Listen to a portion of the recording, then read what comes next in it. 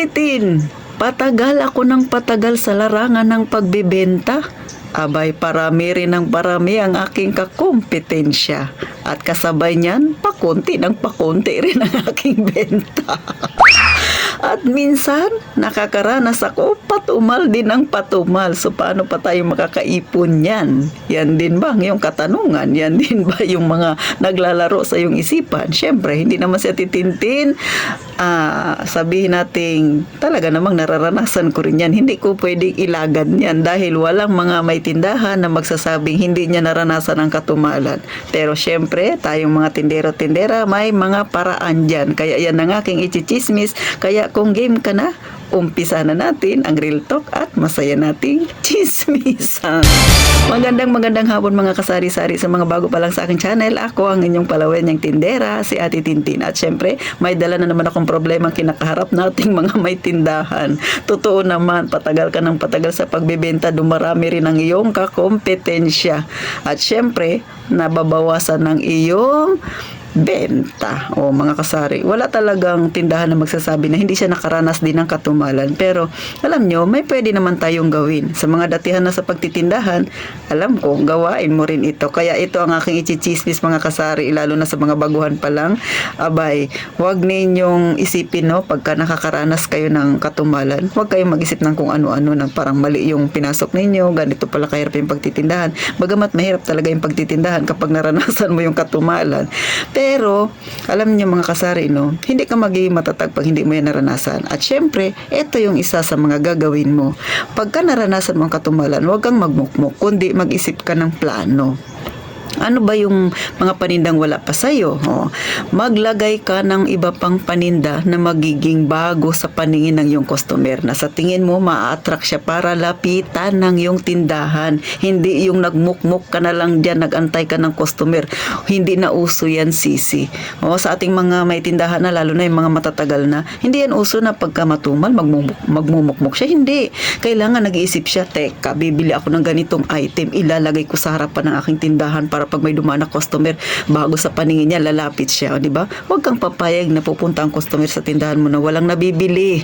Sabihin na nating sapilitan, pero kailangan meron talaga siyang bilhin, mga kasari, para magkabenta ka. So, ano ba ang dapat pang gawin? Abay, bukod sa bago pa ang iilan sa iyong paninda, paano malalaman ni customer? I-alok mo sa kanya. Ipaliwanag mo sa kanya. Mas maganda kasi yung maganda yung communication ninyo habang ikaw ay inaalok mo siya. Kasi alam niyo mga kasari, katulad sa akin, no, kanina, tanghaling tapat, bumili yung customer ko ng kape. O, diba? So, pasok na titintin. Tanghaling tapat, magkakape ka. Abay, masarap yan. Samahan mo ng tinapay. So, ang tinapay ko, hindi lang basta na yung may plain bread ako, hindi lang basta na mayroon akong palaman na peanut at saka sandwich. Meron na rin sari-saring tinapay sa titintin na nakabalot-balot. Sabi ko, bumili ka na isang balot, mas makakatipid ka ng 5 piso. Bagay na bagay yan sa kape mo kasi masarap ang nagkakape na may kasamang tinapay na bago. O, diba? Anong ginawa ni customer? Abay, bumili. Nakabenta si Ate Tintin. At saka syempre, mga kasari, yung iyong presyo dapat manatiling pangmasa. Kahit nasa totoo lang, no, nagtataas na talaga ngayon ang paninda, mga kasari. Alam nyo ba yung bigas dito sa amin?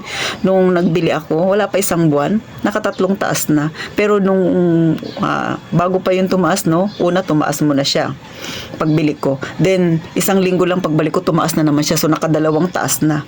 Hindi pa natatapos ang buwan na ito. Bumili ako nung nakaraan ulit. Tumaas na siya sa pangatlong pagkakataon.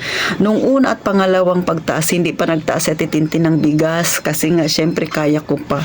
Pero nung pangatlong pagtaas na, nung nakaraan lang, hindi ko na kaya. Talagang nagtaas na ako ng 2 piso, mga kasari. So, ganun kabilis ang pagtaas ng presyo ngayon kasi nga magdi-Disyembre na. Sus Mariose, pang sahod hindi tumataas. Ang kita natin hindi tumataas. Ang puhunan lang kailangan tumaas kasi nagmahal yung ating bilihin, mga kasari. So, kailangan doble kayo tayong mga tindero-tindera. Maglagari tayo, makipag-usap kay customer, mag-alok ng paninda. Huwag kang mahihiyang tindera ka. Kasi pag nahiya ka, wala kang magiging benta. Huwag kang aasa na lalapit lang sa'yo si customer. Bagamat talaga namang lalapit yan sa'yo kasi may tindahan ka.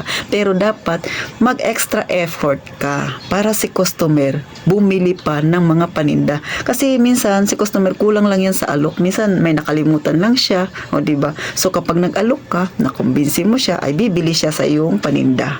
At syempre, mga kasari, higit sa lahat, huwag mong kakalimutan yung mga fast moving mo na yan, mag-stock lagi ng marami. At kapag nag-stock ka ng marami, bilhin mo yung mga may promo-promo. Kasi nakakatulong din yan, nakakadagdag yan ng mas malaki pa ang ating kitain, mga kasari. Sa panahon ngayon, gaya ng sabi ko, hindi na uso yung mag-antay ka ng customer, kundi mag-alok, makipag-usap, huwag mahiya. Kailangan medyo makapal ang peslak nating mga tindero-tindera para maiwasan mo yung katumalan.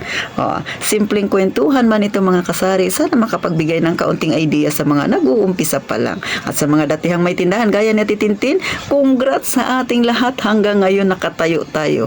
Ilang buwan na lang, halos 2 buwan na lang. Magre-renew na naman tayo ng permit, mga kasari. Kaya talaga naman si Ate Tintin, lagari, malaki-laki ring pera ang kailangan natin. Hanggang dito na lang ang inyong palawayan niyang tindera. Magkita tayo sa susunod na vlog, Ate Tintin. Gaya nga ng palagi ko sinasabi, mag-iingat tayong palagi, mga kasari.